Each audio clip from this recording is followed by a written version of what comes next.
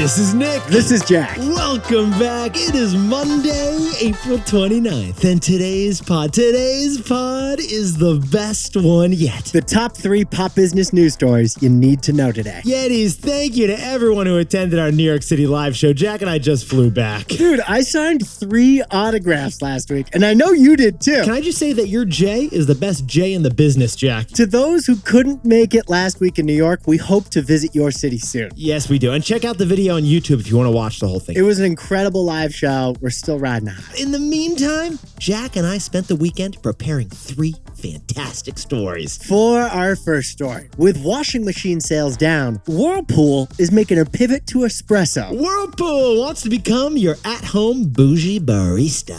For our second story, happy earnings season. We've got an update on the biggest earnings trend of all. AI has become corporate Ozempic. And our third and final story is Tractor Supply. The publicly traded farm store just gave us an insight into real estate trends. And how chickens are the new puppies. They sell chickens at their stores. Honey, we gotta walk the rooster. But Yetis, before we hit that wonderful mix of stories. It pooped on me and it gave me an egg. I don't know. Yetis, oh, what a great mix of stories. Love the mix of stories today, Jack. This past Friday, Nick and I celebrated the wins big time. Oh, we totally celebrated the wins. But on Monday, Yetis, today, Jack and I, we just gotta whip up some gratitude. Because we just finished up the biggest week in the history of this show. And honestly, Jack and I were talking about this, one of the happiest weeks of our entire lives. First of all, Nick and I got back together again for a full week in New York City, which is where this podcast began. It's where the show began. And New York, you were looking fantastic out there.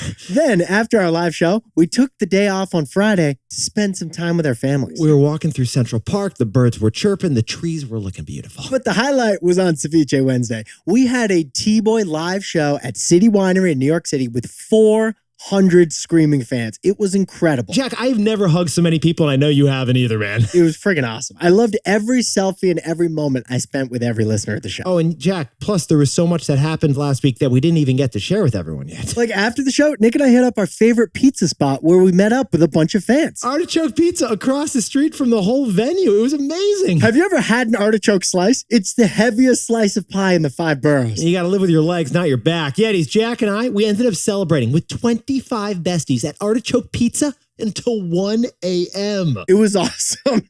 I keep saying it was awesome, but everyone was. Jack, you signed a t-shirt again while you had a pepperoni slice in one hand and the pen in the other hand. Oh, and we haven't even told you about the epic finale, the cherry on top. Get this, it's official. We've won the Webby Award. That's right. Last week, the Webby Awards announced that the best one yet is the Best Business Podcast. We won the Best Business Podcast Award, and Yetis, it is thanks to all your voting, and more voting. The judges nominated us. You took it home by voting for us. We literally won the award on the same day as the live show. It was amazing. Like we said, last week was one of the happiest of our lives. But besties, as Jack and I were preparing for today's pod, here's what we were thinking. You just can't celebrate the wins without thanking those who got you there. So thank you to all the besties who attended the live recording in New York. And thank you to all the Yetis who were voting for that Webby Award. Nick, thank you for being such a terrific co-host and best friend. Jack, thank you for performing incredibly last week. Everyone involved in this show, our producer Adam, our creative director Rachel, we all performed and had a phenomenal week. They were at the top of their games until 1 a.m. with a pizza in their hand. I feel like I'm standing on the top of a mountain. You are all the best ones yet. Yetis, thank you so much. Jack, let's hit our 3 stories, man. 15 years before this song, 2 boys from the Northeast met in a dorm. They had an idea to cause a cultural storm. It's the best one yet, but the best is the norm. Jack, Nick, that's it. I don't even think they need to practice. 50%, that's a fat tip. TBOY City on your at-list. If you know, you know, cause we ready to go. We can't wait no more, so just start the show. Start the show. For our first story, washer and dryer sales are slowing down, so Whirlpool needs a miracle. That's why this home appliance company is betting on the trendiest home appliance, the espresso machine. Whirlpool is betting on the Bougie Barista.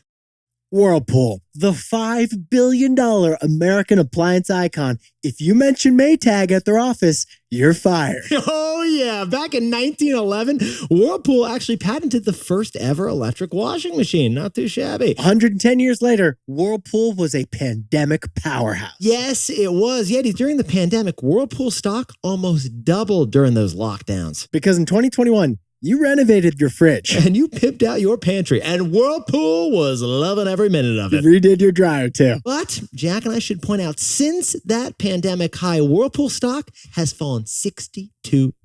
Why? Because the housing market has slowed down, inflation has pushed prices up, and you just don't need another dryer. You don't. You got one. You're probably good for like 20 years, Jack. That's why sales have shrank at Whirlpool for 7 of the last 9 quarters. Jack and I jumped in TBOY style to Whirlpool, and Whirlpool is just drowning right now. But Whirlpool recently announced they've pivoted their business. Yetis, here's the news. Whirlpool wants to become a Bougie Barista. Whirlpool is now the leading seller of at-home do-it-yourself espresso machines for latte-loving millennials. You know who you are out there. You know who you are. You're doing foam art in the mornings like you think you're Bob Ross. Because you'll pay a small fortune for a medium-sized machine to make yourself that large regular. Darlene from Duncan, not loving this trend, Jack. Yetis, last year, Whirlpool began selling espresso machines under their KitchenAid brand for up to $2,000 per machine. Jack, I feel like we need to do a full disclosure here because like you're in the market for these things right now. Like you are the trend. You're who we're talking about. Dude, I'm waiting for one of our show's sponsors to buy me one of these for free. Like I so desperately don't want to buy one myself. Wait, but Jack, have you ever seen a La Marzocca espresso machine? Have you seen this? Is that Italian? Sounds expensive. Oh, it's like the down payment of a car. Dude, I visited the website once for an espresso machine. It's all I see on Instagram now. Ads for espresso machines. Oh, yeah, mattress. You're going to want the La Marzocca in powder blue, by the way. Yeah, it is. Whirlpool is making a semi-automatic espresso machine for $700, a fully automatic one for $2,000. And this thing, it's grinding beans and frothing milk. Cappuccino? Yes. Yeah, he's Whirlpool. Whirlpool is hoping that more of us want to recreate blue bottle-worthy cortados in casa. And here's the girl math. You're already spending $5 a day at Starbucks, so you'll actually save money if you buy this $2,000 machine and making them at home. Yeah, the double-digit lattes could become single-digit lattes. And here's Whirlpool's math. These bougie items allow them to set a really high price, a really high markup. Get this, Whirlpool actually makes twice the profit margin from an espresso machine than they make on a refrigerator. That's why your buddy Timmy has gone full bougie barista. He's got his own secret lavender latte recipe he's bragging about. But yet, Whirlpool isn't starting this espresso trend. They're following an espresso trend that already exists. And this espresso trend, it's actually based on a lot of macroeconomic trends. So, Jack, can you whip up a decaf takeaway for our buddies over at Whirlpool? The espresso machine has replaced the air fryer as the appliance du jour.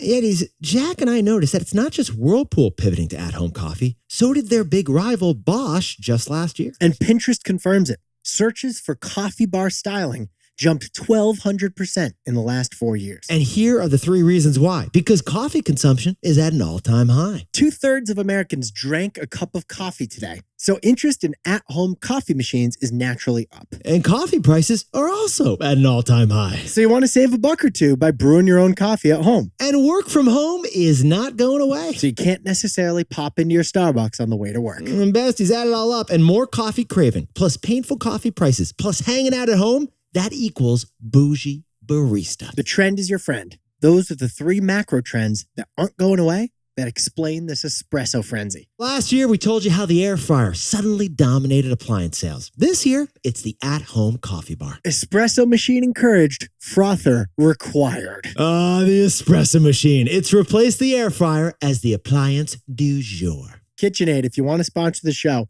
I'm really in the market for a free espresso machine.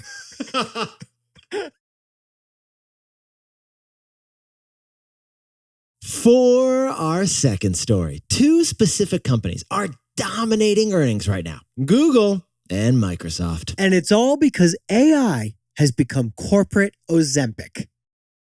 But first of all, Jack, we almost forgot happy holidays. Happy earnings season, everybody. We are halfway through the first quarter earnings report. And guess what? 3/4 of the companies who have announced beat their expectations for profits. Not too shabby. But can you sprinkle on a little context for us, Jack? Ironically, beating expectations is the expectation. According to FactSet, 74% of the time, companies beat their earnings forecast. Beating expectations is the expectations. but here's why Jack and I wanted to cover this story, Yetis.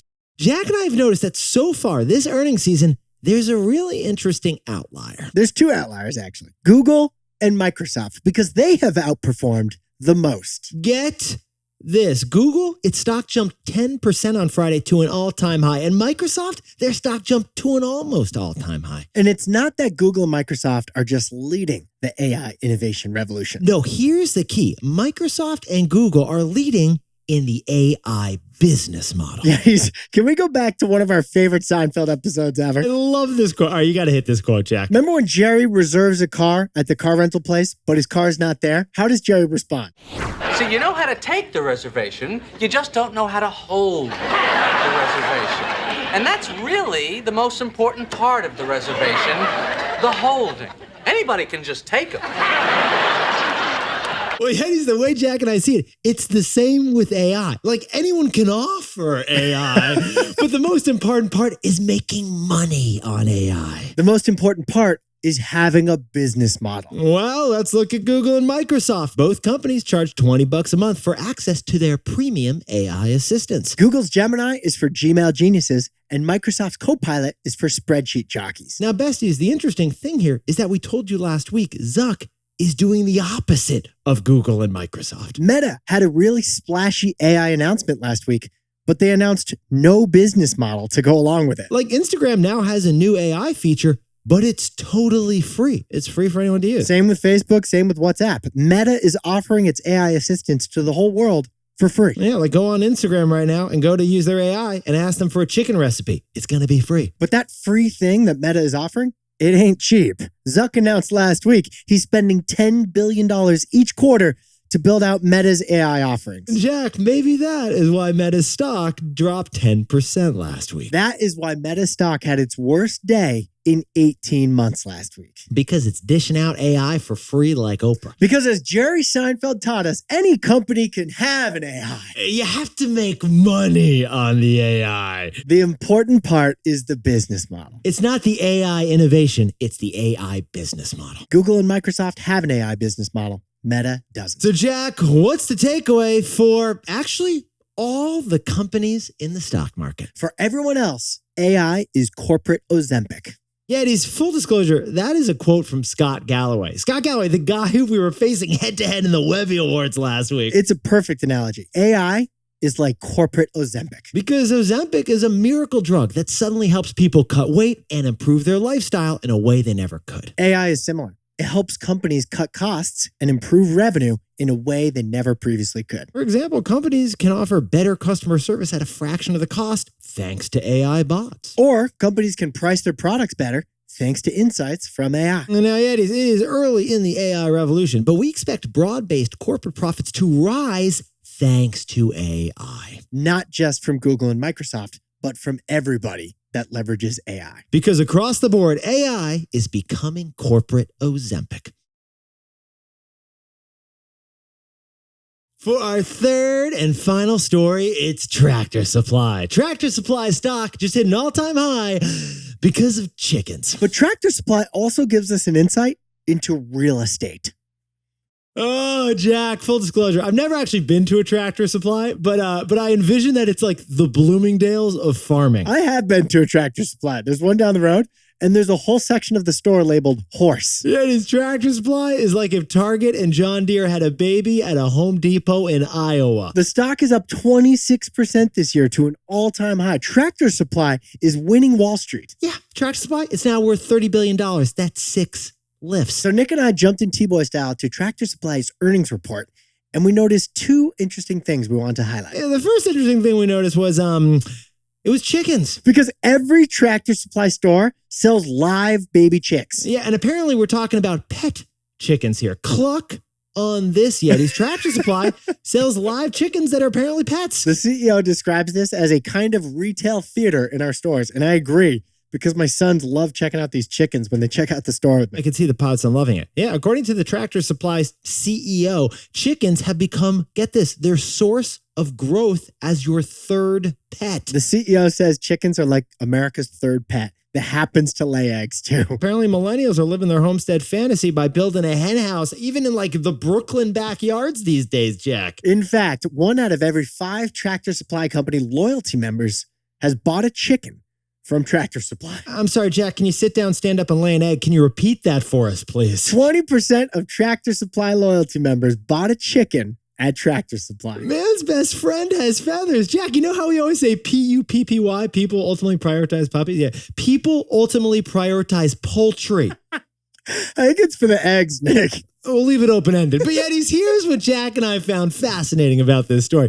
The reason why Tractor Supply stock is up is actually bigger than chickens. The reason the stock is up is humans. Apparently, the CEO of this company says that there's been a significant migration of humans from cities to rural areas. We saw this at the start of the pandemic, but the Tractor Supply CEO says it persists. Call Reba McEntire. Rural America is alive and well. Cowboy boots and all, baby. The CEO said there's a net migration from cities to rural America, albeit a lesser number than during the peak pandemic, but it continues, and it benefits Tractor Supply. Your buddy Timmy got a rooster and a ranch upstate, and now he's a card-carrying Tractor Supply member. He replaced all birds with real birds. Okay, but here's the real surprise, right, Jack? What is it, man? Millennials aren't going back to the farm for fun. Millennials are going country for a different reason. So, Jack, can you go full Amish on us and tell us what's the takeaway for our buddies over at Tractor Supply? One force can rule them all. Yeti's the most powerful force in the economy right now. It's real estate. Real estate is the variable that most drives consumer sentiment, it most drives consumer spending, and it completely drives where we live. Yeah, as the Tractor Supply CEO put it, affordable housing is the driving force behind the rural renaissance. Millennials are going country because millennial homebuyers face a double whammy: record high real estate prices and really high interest rates. Yeah, just last week, the Wall Street Journal had 2 articles: record home prices in New York City, record home prices in San Francisco. And guess what? Rent prices in those cities are at record highs too. There's no escaping the high cost of real estate in cities. So many millennials are grabbing a hoe and hitting the farm, and they're doing it with pet chickens. They're buying 2 acres instead of 2 bedrooms. Because sometimes one force rules them all. And for millennials right now, that one force is real estate. Jack, can you whip up the takeaways for us to kick off the week? Whirlpool has added a line of KitchenAid espresso machines to boost their at-home appliance sales. It's because the espresso machine has replaced the air fryer as the appliance du jour. And Jack really wants one. For free, ideally. For our second story, stocks of Google and Microsoft both popped Friday as they showed profits jumping with AI. Yeah, as Scott said, for all other companies, AI is like corporate Ozempic, a sudden miracle way to cut costs and get more profitable. And our third and final story is Tractor Supply. The stock is at an all-time high as city-dwelling millennials continue migrating out to the country. Because one force can rule them all. And right now for millennials, that one force is real estate. But Yetis, this pod's not over yet. Here's what else you need to know today. Like we said, a happy earnings season. We've got the second half of earnings, a big week of earnings. Yetis, here's who's reporting this week: Amazon, Apple, McDonald's, and more. Domino's, Starbucks, PayPal, Coca-Cola, Berkshire Hathaway. It's the gift of earnings season, and it just keeps on giving, Jack. And second, last week, President Biden signed into law the bill that Congress passed, which forces TikTok to be sold. The owner of TikTok, ByteDance, reportedly has zero intentions to sell TikTok. So instead, they're going to sue. But if their lawsuit fails, and if ByteDance refuses to sell TikTok, then in 270 days, TikTok will get banned. And finally, Chipotle stock just hit an all-time high, and Chipotle actually has kind of a hilarious problem. They're selling so much barbacoa and chicken al pastor that they're running out. So get this. They asked their staff to stop asking for barbacoa and chicken al pastor in their employee meals. Sofritas, everyone just gets sofritas. So that sounds kind of brutal because a hardworking Chipotle burrito master deserves the burrito of their choice. Yeah, so Chipotle just reversed that decision, and now if you work at Chipotle, you can get chicken again. But for a week, if you wanted barbacoa, It was Barba Noah. Yetis, Jack and I actually wrote about that in our weekly Saturday newsletter, so definitely subscribe and you can get fresh stories from T-Boy. You can subscribe at tboypod.com/newsletter. But now it is time for the best fact yet. This one sent in by Brandon Hall from New York City. Last week, we did a live show in Manhattan. But next time, maybe we should do a live show in Brooklyn, Jack. Because if Brooklyn were its own city, which it used to be, by the way, it would be the 4th largest city in the United States. We repeat, Brooklyn would be the 4th largest city in America after New York City, Los Angeles, and Chicago. 2.6 million people live in the borough of Brooklyn. That's almost the population of Chicago. It's also like 6 Wyomings, we should point out. I'm telling you, every time a famous person, we check out their Wikipedia, chances are they're from Brooklyn. Jerry Seinfeld from Long Island, but Brooklyn is on Long Island. But everyone is basically from Brooklyn. Is Brooklyn on Long Island? I know geographically it is, but I'm not sure culturally it is. I'm going to pretend I didn't hear that question, Jack. Yetis, you look fantastic to start the week. Jack, you are glowing right now. What a fun week together, man. That really was just, that was the best one we've ever had together. Dude, this week's off to a good start. This show has been so much fun to record. You're looking great. Yetis, you look fantastic. If you haven't yet, click to follow us so you get T-Boy every single day. And remember to follow T-Boy Pod on Instagram for behind-the-scenes footage from last week. If you know, you know.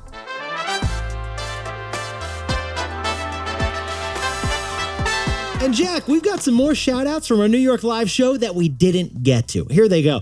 Yetis, Carl and Shannon, the Toledo guy and the Raleigh gal, are getting married in just 1 week. Congratulations, guys. Congratulations to Nishant, who's celebrating a birthday with his fiancée Jaslyn in Jersey City. And Tyler, Megan, and Dr. Mango are moving to the West Coast, but they joined the show from Hell's Kitchen and we're looking fantastic. And a huge shout out to Allison and Scott Starr from Brooklyn, New York. And we had a wonderful date night with Nina and Anton Lexon from Jersey, who are celebrating life T-Boy style. Happy 2-year anniversary to Stephanie Shea and Brandon Hall from Brooklyn. And James McLeod from Buffalo, New York is always hitting us up on Insta, and we had a wonderful celebration with him. Happy 30th birthday to Belle Hastings from the Upper East Side, joined by the whole girl squad. And Emma, the bride-to-be, just moved to New York City from California. Congratulations on the upcoming wedding. And Nick, you know when you apply for a job and you get a call back from that job?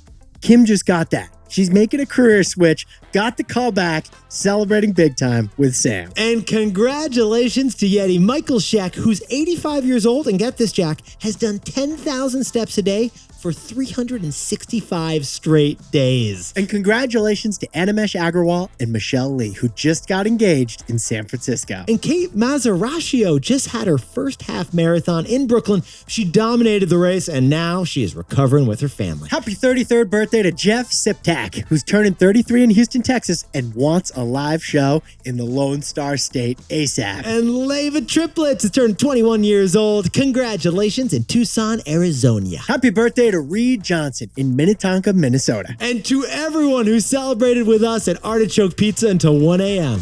Celebrate the wins. This is Jack. I own stock of Amazon and Berkshire Hathaway, and Nick and I both own stock of Apple and Chipotle.